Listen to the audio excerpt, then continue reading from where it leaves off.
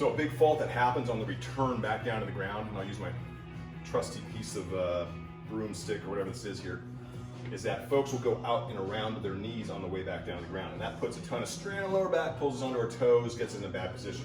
So what I mean by that is if I set up here and I do it correctly, I stand up, open my hip, come to here, I want to go down exactly the same way. I'm always thinking about keeping this bar straight over my shoelaces and going straight to my shoelaces.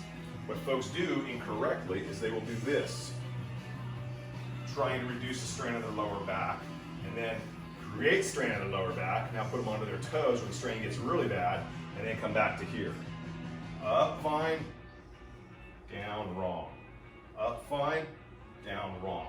Your knees do not bend first. Just think of it that way. Bring the bar down to your knees with a fairly straight leg, and then settle into that butt back, hamstring tight position. That's the biggest cue on the way down to the ground, and folks will screw up first and make the movement totally inefficient. So just like with any sort of movement, there's always variations to them. One of the other variations I do like from time to time is actually the sumo deadlift. And just like its name sounds, it's a sumo position, which means you're gonna be in this wide stance. In that sumo position, legs are gonna be out wide, toes are turned out. For folks that are taller, you'll see it like power lifters especially, they'll be almost all the way out to the plates. Now with powerlifting, the goal there is getting that bar up off the ground in the shortest distance possible. So they want this lower center of gravity to help do that versus center of gravity is up here, and that's a few more inches of travel that we don't have to worry about. For folks with lower back injuries, sometimes the sumo works a little bit better. Other times it may not. It depends on how you're doing it. You may want to just try it and see which one feels better if your lower back's kind of janky like mine is. Sometimes the sumo feels okay, other times it absolutely does not.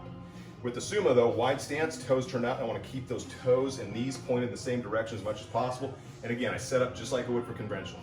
Chest up, shoulder blades back, fold, hinge, and now I grab directly under the hips. Boom, here, stand, squeeze, fold, settle.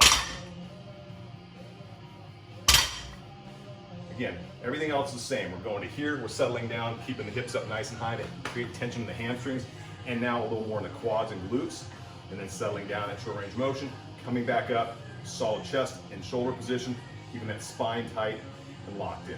That's another good option you may want to try, or just throw it in from time to time.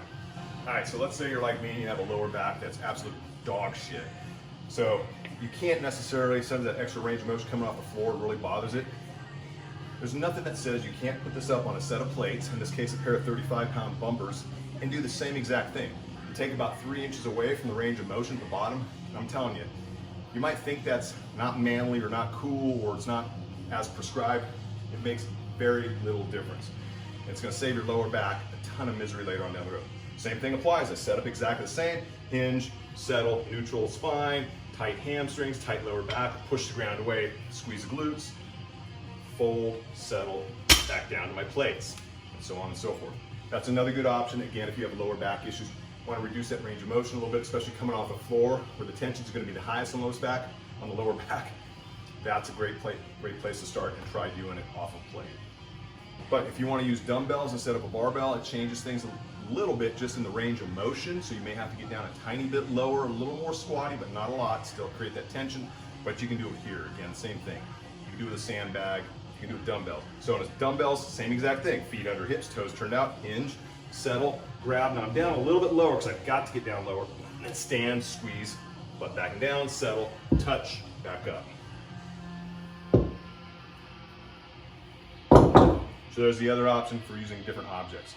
Now using a trap bar is another option. It does change the strain in the lower back by reducing it a little bit because you can actually bring the torso up a little bit when you're grabbing a trap bar. Unfortunately, I don't have one here to show you, but I'm sure you've seen those diamond-shaped trap bars.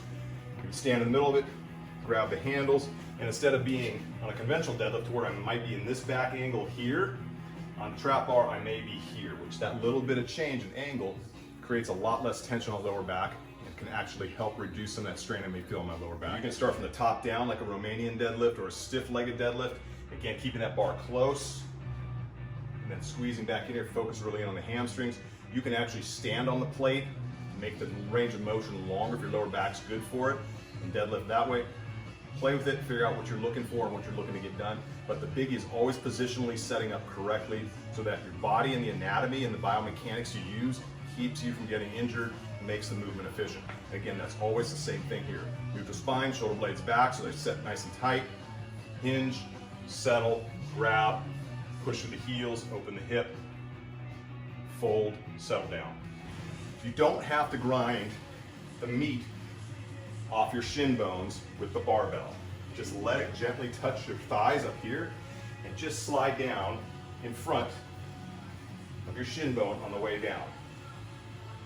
The other issue we don't want to see is when you get to the top of your movement, shrugging or leaning back. Don't do it.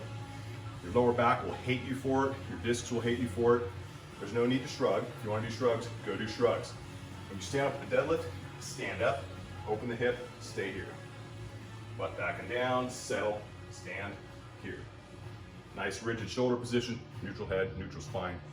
You're gonna win every single time. So hopefully that helps a little bit with you guys looking at the deadlift and doing it. Don't be afraid of it. I know a lot of folks are like, my back's garbage, I don't wanna do the deadlift. Hey, I still do deadlifts and I've got a garbage lower back. I can guarantee it's probably almost maybe worse than yours. But I still do them, and I just do them at lightweight, and I don't do them all the time. And there's no need to go stupid heavy. There really isn't. I would say if you can pull your own body weight off the ground once or twice for a few reps, a couple sets, that's plenty fine. And then you can work intermediary weights from there. Learn to work a little bit over body weight once in a while, but doing 1 rep maxes and trying to pull heavy lifts all the time is a stupid idea. If you're one of those people that wants to know what your 1 rep max is, that's something you should be only testing maybe once or twice a year.